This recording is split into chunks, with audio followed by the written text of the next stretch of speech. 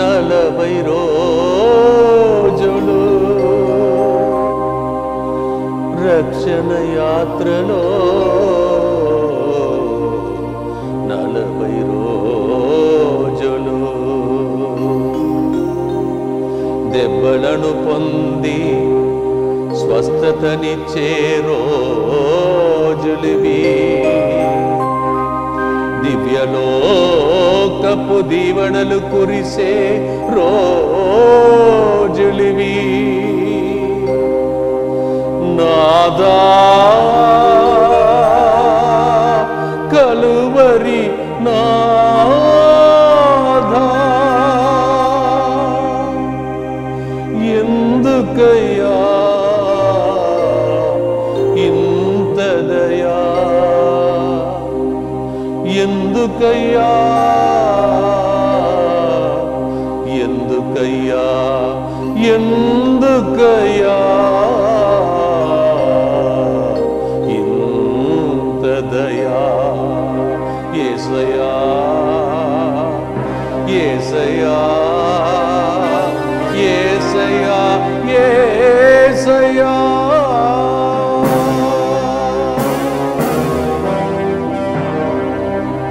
నీ సిలువ క్రింద చేరుతున్నాము యేసయ్యా నీ బంగారు పాదములను పట్టుకుంటున్నాము యేసయ్యా నడుపమయ్యా ఈ 40 రోజులు యేసయ్యా నీతో ఈ 40 రోజులు సిలువ యాత్ర ఈ రక్షణ యాత్ర ప్రభువా ప్రతిరోజు దైవజనుల ద్వారా మాట్లాడమయ్యా మా కన్నీళ్లు తుడువమయ్యా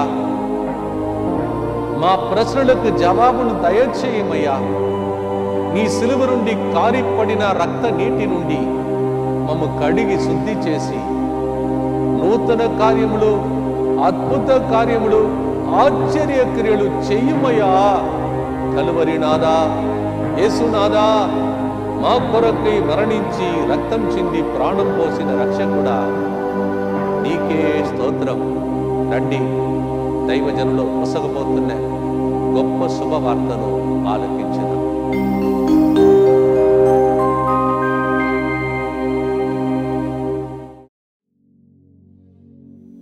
క్రీస్తునందు ప్రియమైన సహోదరి సహోదరులారా కడరాత్రి భోజనం విందు నుండి కల్వారి కొండ వరకు యేసు ప్రభు కలిసిన ముఖ్యమైన 7 వ్యక్తుల గురించి చూద్దాం. యేసు ప్రభు తన చివరి రోజులలో చాలామంది ప్రజలను కలిశారు. అయితే ప్రభు కలిసిన వ్యక్తులలో ముఖ్యమైన 7 వ్యక్తుల గురించి వారితో యేసు చేసిన వ్యక్తిగత సంభాషణ గురించి మనము తెలుసుకొనవలసిన అవసరం చాలా ఉంది. మొదటిగా యూదా ఇస్కరియోతు 12 మంది శిష్యులలో ఒక్కడైన యూదా 30 వెండి కాసులకు యేసును యూదుకులకు అప్పగించుటకు అంగీకరించిన పిదవ పాస్కా విందులో పాల్గొనడకు వచ్చిన జూడాసిని యేసు అతన్ని అనుమతించాడు. మత్తయి సువార్త అధ్యాయం 26 వచనం 21. మీలో ఒక్కడు నన్ను శత్రువులకు అప్పగింపనున్నాడని మీతో చెప్పుచున్నాను అనేను. యేసు ఇట్లా చెప్పినప్పుడు శిష్యులు ఒక్కరి తరువాత మరొకరు ప్రభు నేనా, ఇంకొకరు ప్రభు నేనా అని అడగసాగిరి. అయితే యూదా ఒప్పందం చేసుకొని అక్కడికి వచ్చినప్పటికీ ఆయన కూడా బోధకుడా నేనా అని యేసుని అడగగా, నీవే చెప్పుచున్నావని యేసు సమాధానం ఇచ్చాడు. యూదా యేసు కంటే డబ్బుకే ఎక్కువ విలువనిచ్చాడు. ఇది ఈనాటి సమాజంలో ఎదుర్కొంటున్న ప్రధాన సమస్యలలో ఒకటి. ఇది నేటి సమాజంలో ఎదుర్కొంటున్న ప్రధాన సమస్యలలో ఒకటి. Money decides everything. We look at somebody and based on the money we tell them that they are good. ధనవంతులైన వ్యక్తులతో మన సంబంధాన్ని పెట్టుకోవడానికి ప్రయాణిస్తూ మన స్వంత సహోదరులను పట్టించుకొనము.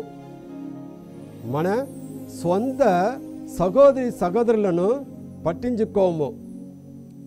యూదా కూడా ఇదే విధముగా యేసుని పట్టించుకోలేదు.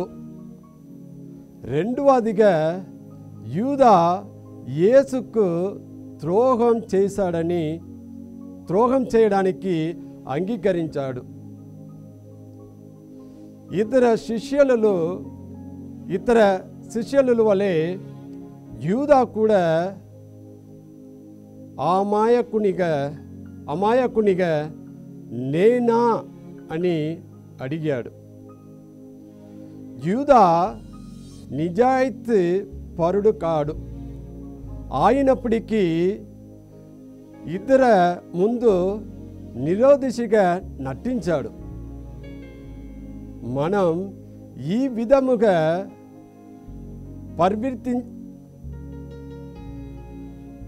పరివర్తించినప్పుడు దేవుని దృష్టిలో మనము కూడా యూదాసులమా కాదా? రెండవదిగా పేతురు. యూదా ద్రోహము గురించి ముందుగా చెప్పబడినట్లే పేతురు పొంగుట గురించి కూడా ముందుగానే యేసు ప్రభు చెప్పినప్పుడు, నీవు నన్ను ఎరుగనని 3 మార్లు పొంగిదనని యేసు పేతురుతో చెప్పినప్పుడు, పేతురు నేను మరణింపవలసిన వచ్చినను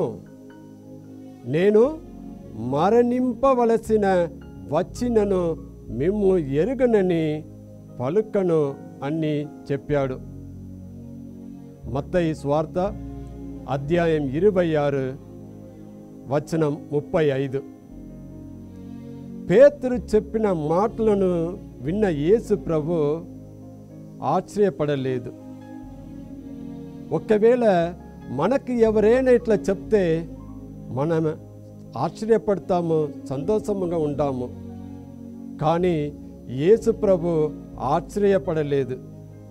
ఎందుకనగా ఆ మాటలు ఆవేశముతో పలికిన మాట అని యేసు ప్రభుకు తెలుసు.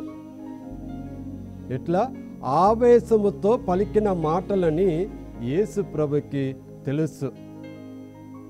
పేతురు యేసు ప్రభువునకు అత్యంత సన్నిహితులలో ఒకడు. యేసుతో అతనికి ఉన్న సంబంధం చాలా బలమైనది. నేను ఎవరిని మీరు భావించుచున్నారని యేసు తన శిష్యులను ప్రశ్నించినప్పుడు,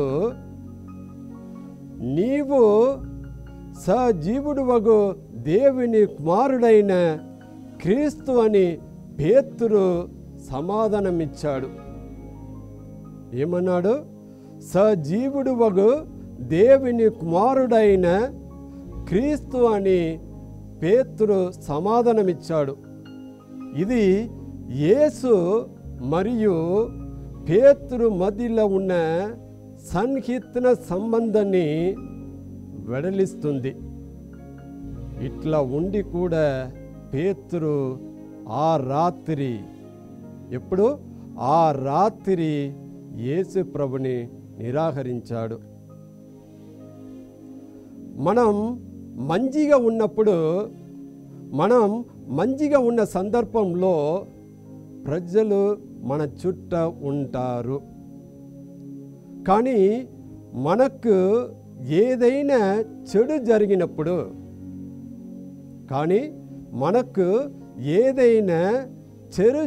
జరిగినప్పుడు వారు నిజమైన మనస్తవమును మనము చూస్తాము. ఆ సమయంలో వారు మన నుండి దూరంగా ఉంటారు. లేక మేము మీతో ఉన్నాము, ఎట్లా మేము మీతో ఉన్నాము, మీ కొరకు ప్రార్థనిస్తాము అని మాటల్లో చెప్తారు. మాటల్లో సహాయం అందిస్తారే కానీ క్రియలు చూపించరు. రెండవదిగా ఆ విశ్వాసులు ఎదుట మనము వారిని నిరాకరిస్తున్నామా? మనం చేయు పనులలో ప్రయత్నంలో ప్రభు సన్నిధిని గుర్తించకపోవుట ద్వారా మనము ప్రభుని నిరాకరిస్తున్నాము. యోహాను సువార్త అధ్యాయం 5 వచనం 30లో, నా అంతట నేను ఏమియు చేయుజాలను, నా అంతట నేను ఏమి చేయజాలను. అదే యోహాను సువార్తలో అధ్యాయం 14 వచనం 10లో యేసు ప్రభు ఇట్లా చెప్పాడు, కానీ తండ్రి నా యందు నివసించు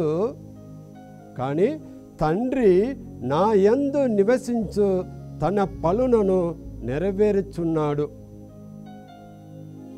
యేసు ప్రభే అట్లా చెప్పినప్పుడు మనం చెయ్యి పనులలో ప్రయత్నాలలో ప్రభు సన్నిధిని గుర్తించకపోతే మనము కూడా ప్రభుని నిరాకరిస్తున్నాము. మూడవదిగా పిలాతు. ప్రధాన యాజకులు యేసుని పిలాతు వద్దకు పంపినప్పుడు పిలాతు కొంత సమయము యేసుని విచారించి వారి సమాధానమును విన్ని పిదప అసూయతో యేసుని వారు తనకు అప్పగించారని ఆయన గ్రహించారు. ఎట్లా? అసూయతో యేసుని వారు తనకు అప్పగించారని ఆయన గ్రహించారు.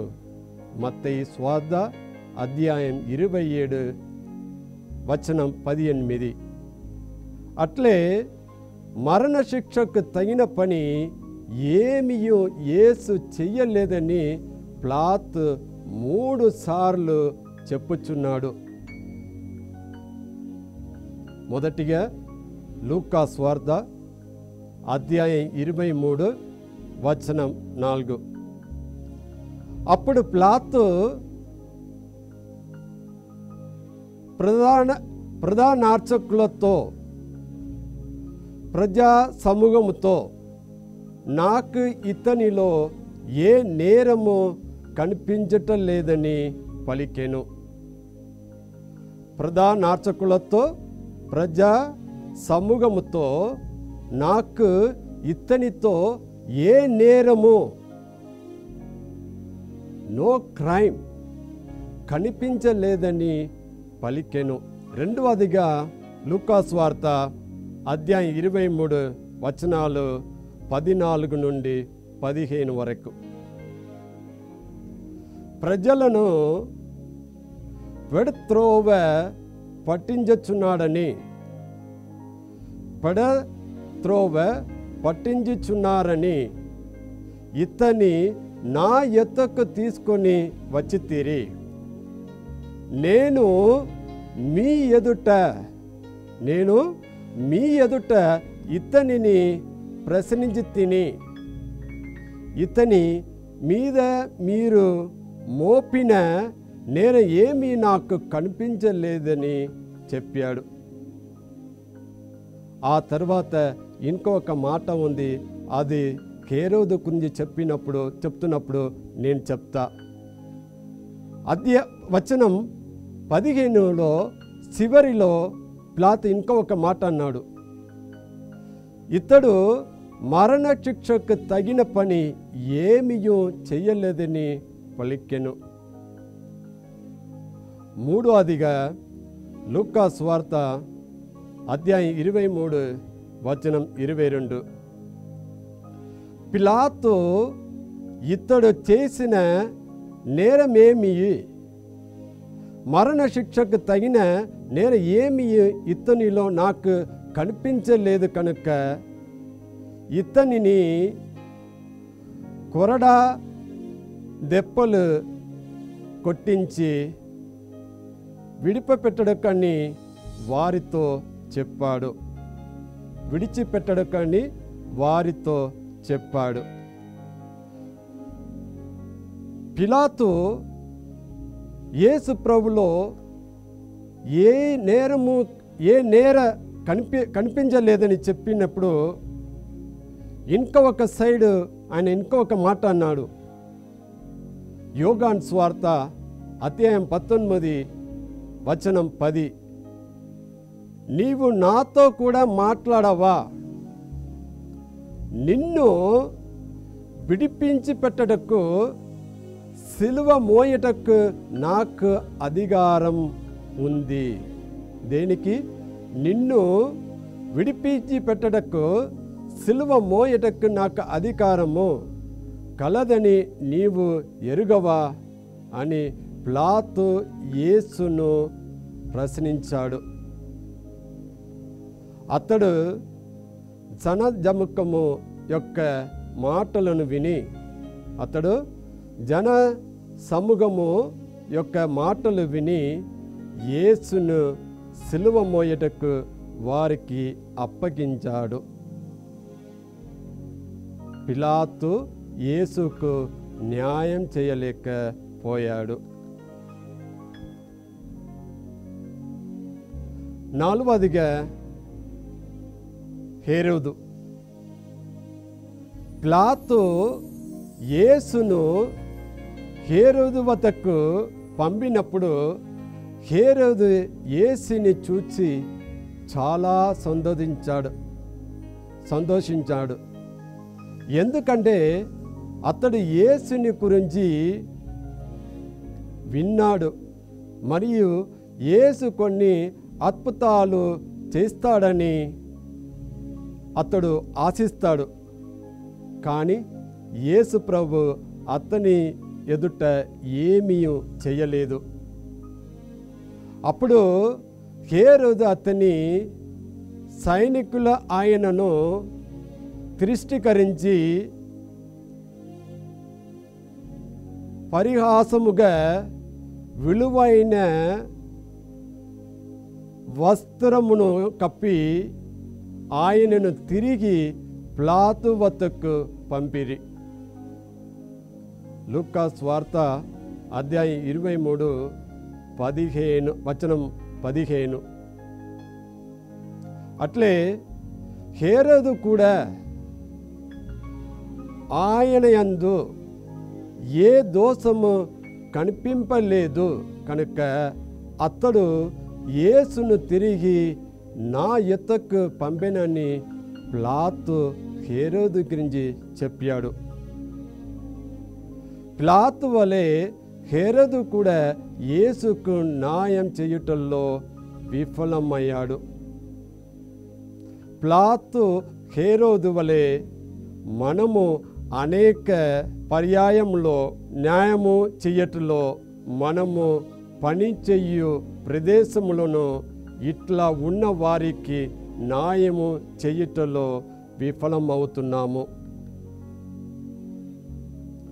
ఐదవదిగా సిరేనియు సీమోన్ పాస్కా పండుగ కొరకు యెరూషలేమునకు వచ్చిన యూదుడు. అతడు సైనికులచే గుంపు నుండి లాగబడి క్రీస్తు యొక్క సిలువను మోయమని ఆజ్ఞాపింపబడ్డాడు. నేను సిలువ ఎందుకు మోయాలి? నేను ఏ తప్పు చెయ్యలేదు, నేను ఏ తప్పైనా చేశానా అని అతను అడగలేదు. ఎందుకంటే ఆ సమయంలో సిలువ మోయడం ఒక శిక్ష, ఒక పనిష్మెంట్. కానీ కూడా అతడు విధేయత చూపి యేసు యొక్క సిలువను మోసాడు. ఇది కొద్ది సమయమే యేసునకు గొప్ప ఉపశమనము ఇచ్చి ఉండవచ్చు. ఏమి ఇచ్చి ఉండవచ్చు? గొప్ప ఉపశమనము ఇచ్చి ఉండవచ్చు. మనము ఇతరుల బాధలలో, కష్టాలలో ఉన్నప్పుడు వారికి ఉపశమనము కలిగించుటకు మన వంతు సహాయం ఏమైనా చేస్తామా? ఆరవదిగా స్త్రీలు, విమెన్ ఆఫ్ జెరూసలేం. యేసు కల్వారి వెళ్ళే మార్గంలో యెరూషలేము స్త్రీలు అతనికి ఎదురుపట్టారు.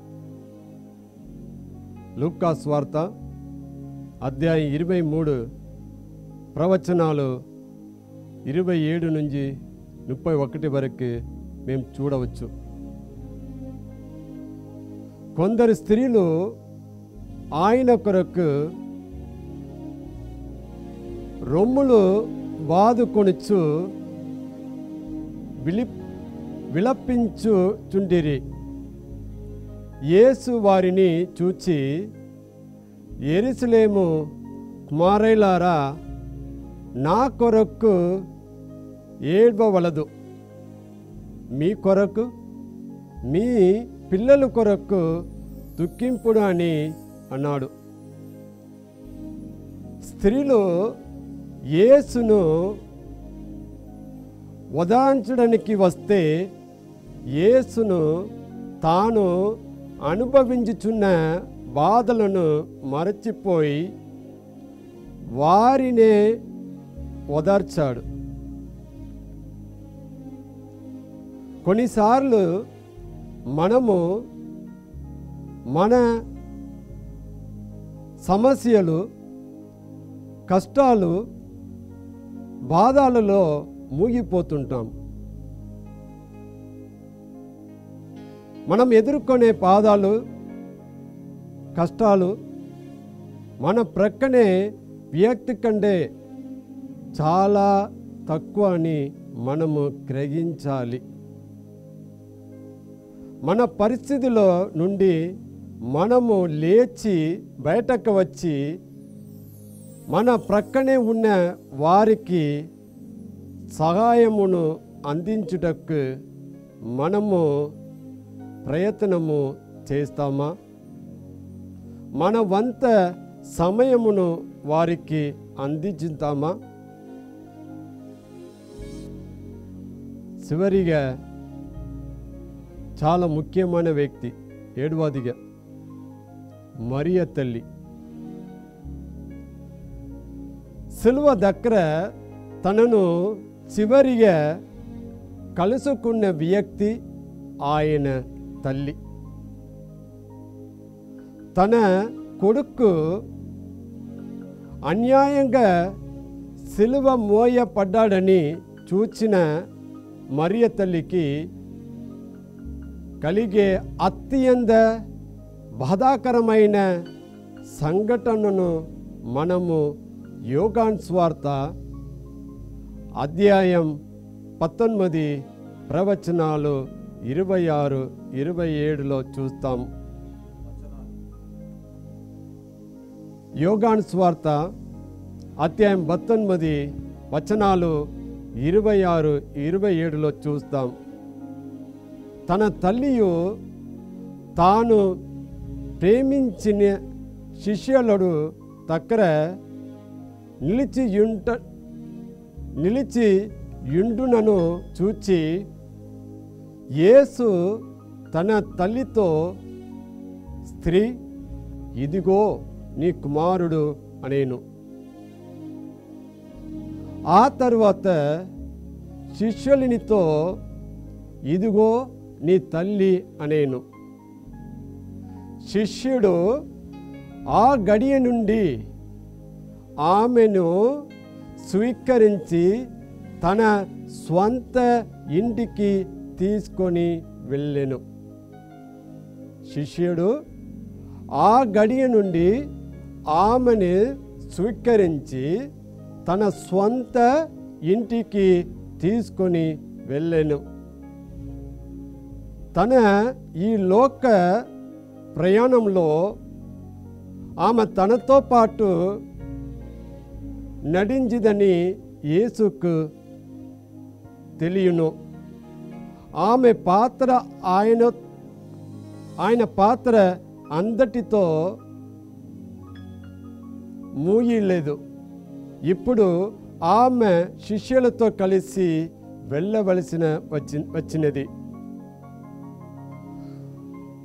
రెండవదిగా, ఒంటరిగా జీవించడం చాలా కష్టం. అది ఎంత కష్టమో అతనికి బాగా తెలుసు. కాబట్టి శిష్యునితో, ఇదిగో నీ తల్లి అని చెప్పాడు. ఆ క్షణం నుండే ఆ శిష్యుడు అమ్మ మరియను తన ఇంటికి తీసుకుని వెళ్ళాడు. మానవుల చేసిన